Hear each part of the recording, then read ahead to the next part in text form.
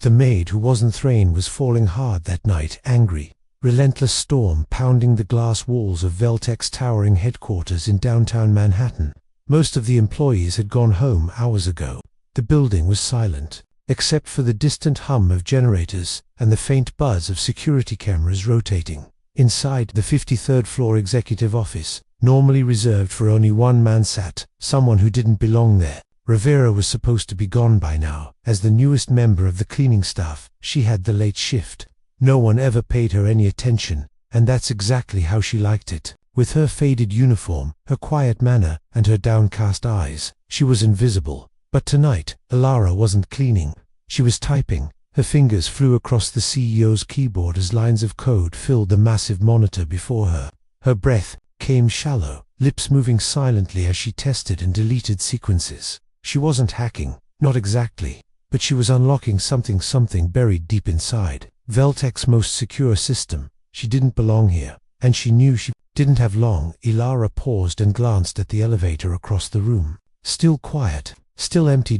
She had 10 more minutes, maybe 15, before night security did their floor sweep.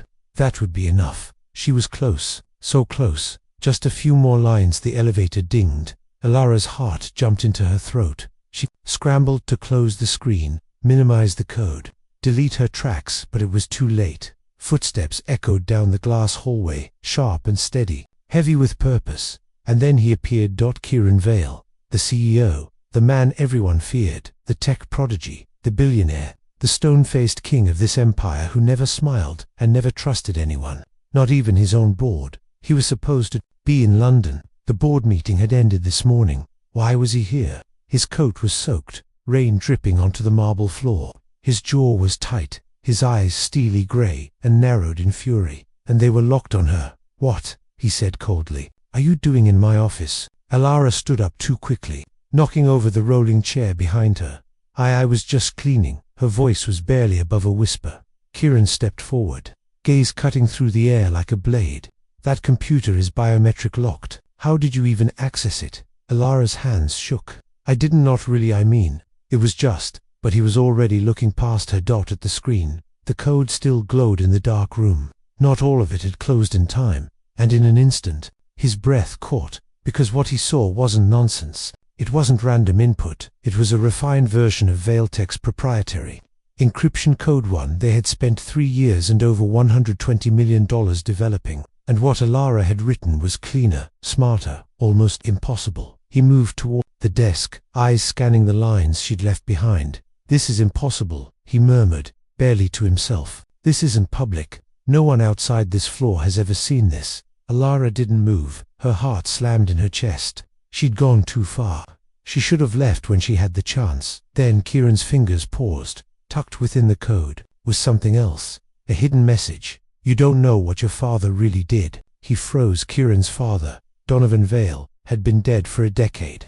The man who once stood at the helm of a small but mighty software company, before passing everything to his son, before the mysterious car crash, before the empire exploded into what it was today. Kieran had built Veltec in his father's memory. Now, a stranger, his maid, was writing code that referenced him. "Who are you?" he asked, voice low and dangerous. Alara didn't answer. He took a step closer. "Who sent you?" "No one," she said quickly. "I swear no one. I just needed access. I needed to confirm something. I wasn't going to hurt anything. I promise." "You breached my firewall, rewrote classified code, and planted a message about my dead father, and you weren't going to hurt anything." Alara held her breath. "Please let me explain. Do it quickly." She hesitated, eyes flicking toward the door. "My father used to work here. A long time ago. Not directly with your father, but in a firm your father acquired." Kieran frowned. "I think something he created was stolen, and I think your father covered it up." He stared at her. "You broke into my system to accuse a dead man of theft." Alara's eyes watered. "Not accuse, prove. I just need a few more pieces, and I think they're buried in the original source code from when you launched Project Echo. That stopped him." Called Project Echo was Veltec's most guarded initiative, an AI defense program still in early development. No one, not even some VPs, had full access. "How do you know about Echo?" She didn't answer, but she didn't need to. In that moment, Kieran realized something terrifying. This girl wasn't guessing, she knew, and that meant someone had told her, or she'd seen it with her own eyes. "Wait here," he said. He turned back to the computer, typing rapidly to pull up access logs. Ilara moved before he even finished the second command. She grabbed something from her cleaning cart, a flash drive wrapped in soft red silk. Then, with one last glance at him, she bolted it. "Ilara," he shouted, but she was already out the door. She sprinted barefoot down the hallway, her shoes abandoned near the elevator. Kieran chased after her, but by the time he reached the lift, it was already sliding closed. He slammed his fist against the wall, and then he ran back into the office. She had left the system open. He typed in the command for security logs and pulled up all footage from the past month. What he saw made his blood run cold. Ilara had been coming into his office every night. She hadn't just cleaned. She'd studied, watched, entered code after code, tested fragments, backed out, returned again.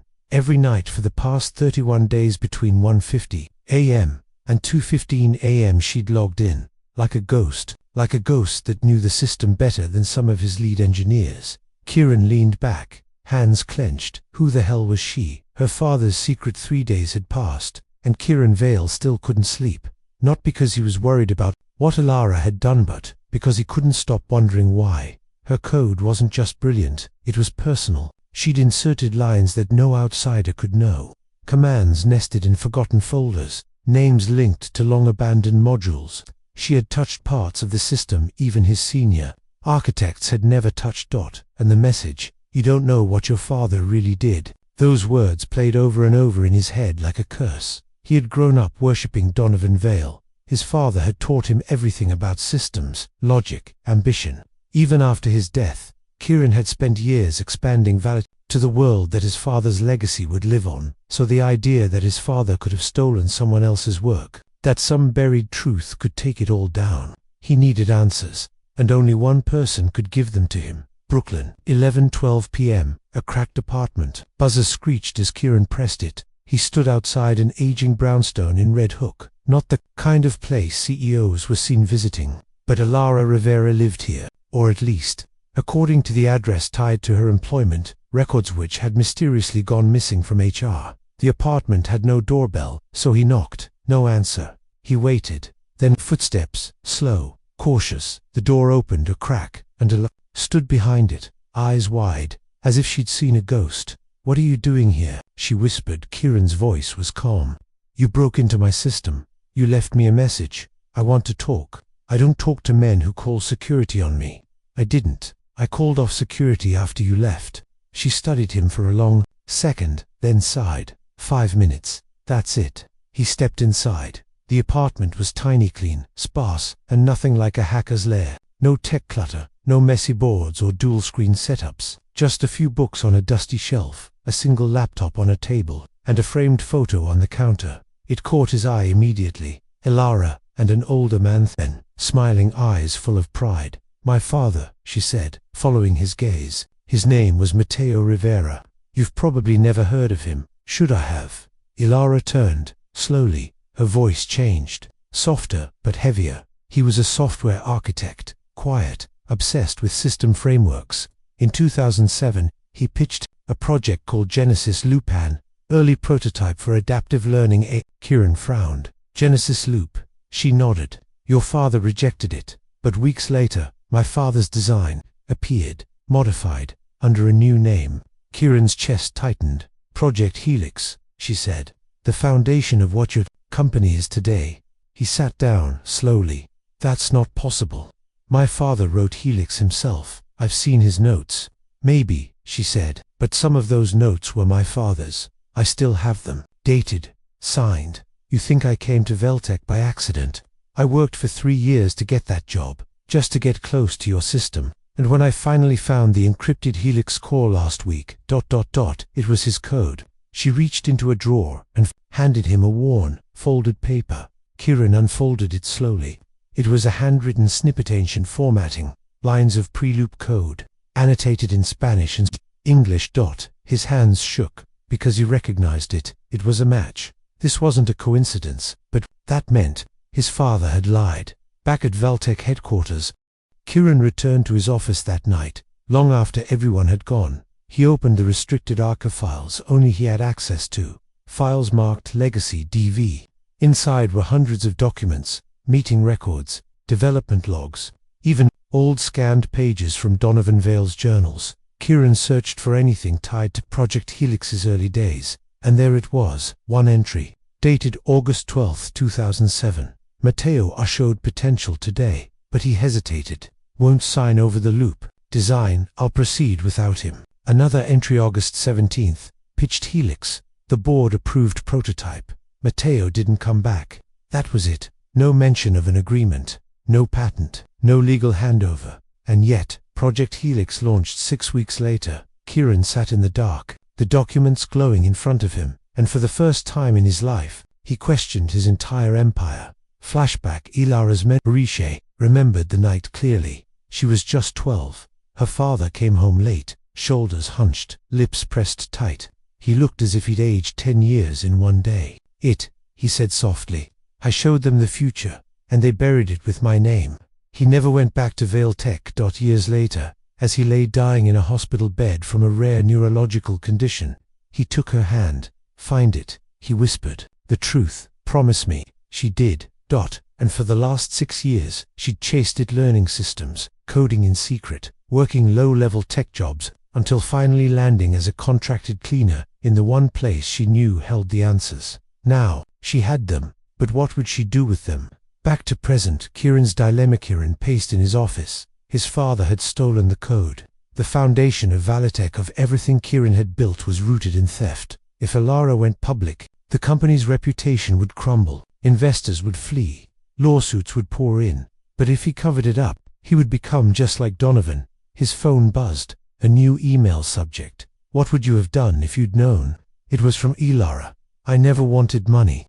I wanted acknowledgement. But if you erase the logs, if you cover it up, I'll release everything. This isn't just about you. It's about every small creator whose work is stolen by giants. Kieran stared at the screen. He wasn't a man easily cornered. He could buy silence, hire lawyers, destroy reputations, but Ilara wasn't bluffing, and, somehow, a part of him didn't want to silence her. Instead, he picked up his phone and called his legal team. Schedule a press meeting, he said. Tomorrow morning, I have a public statement to make. Meanwhile, Ilara wasn't alone. She watched the city lights from her tiny balcony. A voice spoke behind her. You shouldn't have warned him. Ilara turned sharply. A woman stepped out from the shadows, a Liliant, cold and familiar. Ilara's breath caught.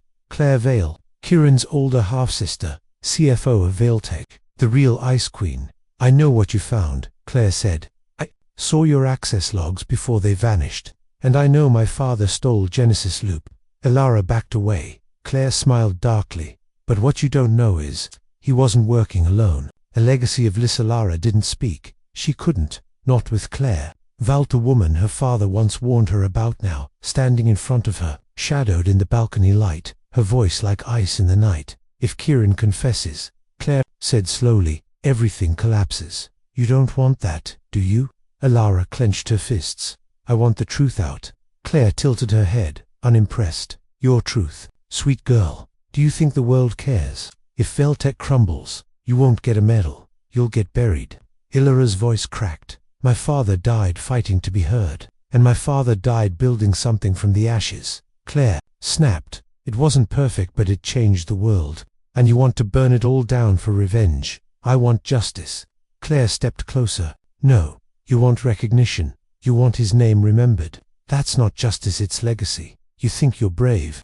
I buried secrets bigger than yours before I turned 30. She leaned in, her voice sharp as glass. Don't confuse being right with being safe. And with that, Claire turned and disappeared down the fire escape. Ilara stood there, frozen, shaken. Because beneath the threat, Claire wasn't lying. The next morning, Valetech HQ. The press gathered early. Cameras were being set up, reporters whispering. Tension high. Kieran stood behind the glass wall of his office, staring down at them. He hadn't slept. In his hand, he held a printed statement, every word carefully chosen, every sentence rehearsed, but he hadn't decided whether he'd actually read it. His board members were against the idea. So was Claire. She hadn't spoken to him since last night. She'd left a single message. Don't be a fool, Kieran. This company doesn't need a martyr. He stared at the company logo on the wall, the symbol he'd lived under since he was 20-5. Legacy. Built on a lie. He looked at his reflection in the glass. Was he brave enough to destroy what made him powerful? In Lara's apartment that same morning, Lara stared at her laptop. Her finger hovered over a folder labeled Proof Helix, Genesis, Loop. One click. That's all it would take to upload everything. Design documents, development logs, her father's notebook pages, the overlap between Helix and Genesis Loop. She had a scheduled auto-send to 3 investigative journalists if she didn't cancel it in 2 hours. But her chest felt tight, because Claire's words had cracked something inside her. If this destroyed Valtech, thousands of people would lose jobs, research projects would halt, stock markets would ripple, everything could crash. And still, was silence better? Suddenly, her phone rang. Kieran. Kieran single quotes call. She hesitated, then picked up. You still there? He asked, quietly. I haven't sent it yet, she replied, but I will. I'm not calling to stop you. That caught her off guard. Then why are you calling? Because I need you to hear something. Not the company, not my lawyers, you. She didn't speak, he continued. I spent my life trying to build something my father would be proud of. I thought he was a genius, a pioneer. Now I don't even know who he was. I do, she said softly. He was someone who didn't mind stepping on men like my father. Kieran's voice dropped. I can't undo what he did, but I can acknowledge it publicly. I can give Matteo the credit he earned. There was a pause. But if I do, Kieran added, I won't just lose shareholders. I'll lose everything, Ilara whispered. Then why are you willing to do it? His answer came quietly, almost like a confession. Because, for the first time in my life, I want to be something more than my father's shadow. 1 hour later, the press conference. The room buzzed with tension. Lights were hot. Reporters were packed shoulder to shoulder. Kieran stepped onto the stage. Claire stood off to the side, arms crossed, face unreadable. He held the mic. I'd like to thank you all for coming today, he began, voice calm but clear. Called this press conference not to announce a new product, but to correct an old lie. Cameras clicked, murmurs spread. He took a breath. 17 years ago, a man named Matteo Rivera designed an algorithm called Genesis Loop. It was a groundbreaking framework, one that would later form the core of Project Helix, Valtech's foundation. He paused, letting it land, but Matteo never received credit. His design was acquired under questionable circumstances and rebranded. It was presented by Donovan Vale, my father, as original work. Gasps filled the room. Kieran continued. REVIEWED, internal files. The evidence is clear. Matteo Rivera was the true architect, and today, we begin correcting that. He looked into the cameras. We are formally acknowledging Matteo Rivera as co-creator of the Helix framework. We will issue royalties to his surviving family, and we will rename the protocol from Helix to the Rivera Loop. Shock rippled through the audience. Reporters scrambled for quotes. But Kieran wasn't done. He turned to face the employees. Behind the glass, I know this will raise questions about who we are and how we built this company. But I believe the truth doesn't destroy legacies, it clarifies them. And Valtech will move forward not as a company built on a stolen future, but one that honors it. Backstage, Claire stormed into the hallway after the speech, heels clicking. You just cut our valuation by 20%, she hissed. I saved our soul. Kieran replied quietly. You idiot, she snapped. You gave that girl power. She's going to drag us through every court in the country. He looked her dead in the eyes. She doesn't want to destroy us. She wants her father remembered. Claire scoffed. You really believe that? I do. And then he walked away. That evening, Ilara's apartment, the TV played the speech on repeat. Her hands trembled as she watched Kieran's face on screen. Saw the moment he said her father's name. Not as a threat, not as a rumor, but as a truth. Tears slid silently down her cheeks. 6 years of digging, nights of doubt, and now, justice. Her cursor hovered over the release folder. She pressed delete. Later that night, outside her door there was a knock. Elara opened it slowly. Kieran stood there. No suit, this time. Just jeans and a hoodie, a folder in his hand. May I come in? She nodded. He handed her the folder. Inside were legal documents, Valtech's official statement, financial agreements for the Rivera Family Trust, and a co-creator certificate, to be submitted to the National Patent Board. I wanted you to have these first, he said, before the lawyers get involved. She stared at them in awe. You really did it. He looked at her, solemn. You gave me no choice. She smiled, faintly. I gave you every choice. You just made the right one. They sat for a while. No talking, just the quiet comfort of truth finally brought into light. But elsewhere, danger brews in a dimly lit private bar in Lower Manhattan. Claire Vale met with a man in a leather coat. I need this reversed, she said coldly. Find something on the girl. Or the father. Anything. The man nodded. You want a scandal? She downed her drink. No, she whispered. I want her erased. The truth that survived the streets of New York were eerily quiet at 3 a.m. Alara Rivera sat curled on her couch, eyes locked on her phone.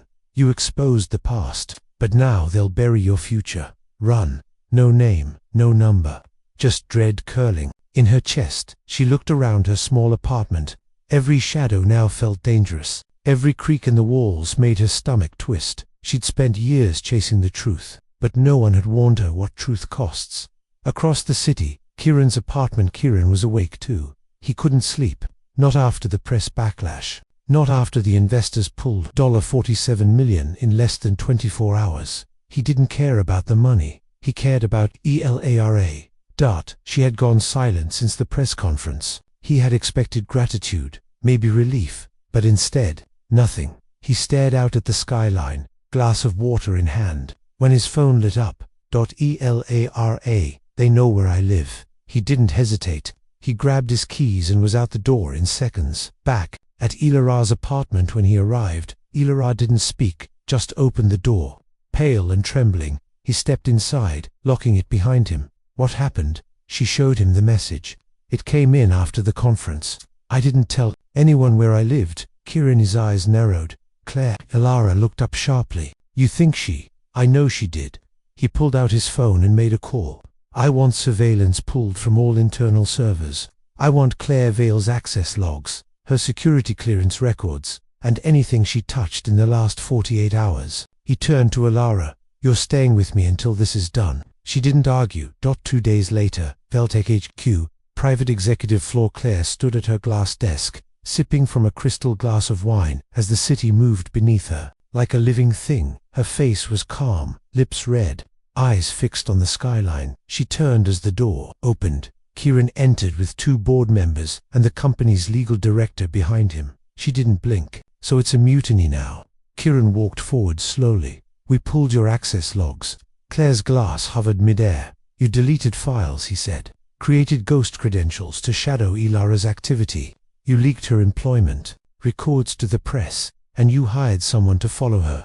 Claire smiled thinly. You have no proof I did any of that, personally. Kieran nodded. You're right. The man you hired, Declan Rowe, was arrested last night. We have his statement. He gave us everything. Claire's smirk faded. And since your security clearance was used to access the R&D vault without authorization, Kieran said, you've been suspended, effective immediately.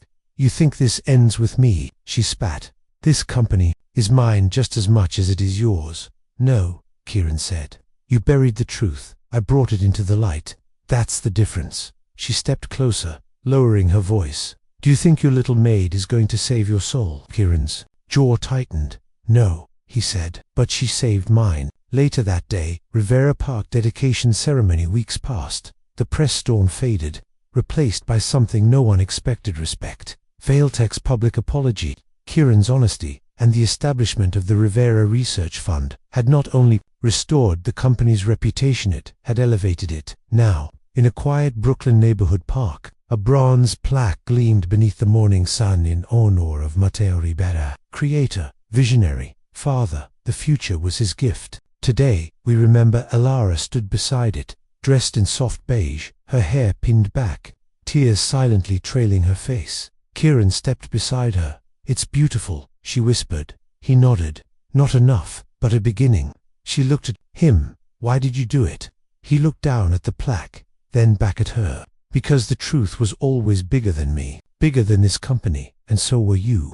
She looked away, blinking fast. I never expected anyone to fight for me. You didn't need anyone to. he said quietly. But now you have someone. She turned slowly to him, lips trembling, and he smiled. Not the cold CEO smirk the world feared, but something softer, real. 3 months later, Veltex's new direction, the Rivera Loop, was officially integrated into the company's new AI division, and she wasn't cleaning anymore. She was the lead systems architect, working in the same office where her father had once been erased. Kieran visited often, not as a boss, but as something more. Their relationship grew quietly between lines of code, coffee, breaks, and walks through the building at night, when the world outside quieted, and the only sound was hope rebuilding itself. Final flashback. Ilara's memory, a hospital bed, her father's hand in hers, his voice weak but full of conviction. The world may not hear you the first time, but if you keep speaking, someone will listen. He was right. Someone did. Final scene, rooftop, Veltec Tower. Kieran and Ilara stood side by side, watching the city lights flicker. It's strange, she murmured, how the truth changes everything. Kieran glanced at her. It broke me before it built me, and now, he smiled, now, I'm exactly where I should be. She leaned into him, resting her head on his shoulder. The world below moved on, busy, noisy, unforgiving. But, up here, two people had rewritten history, not for revenge, but for redemption. The end.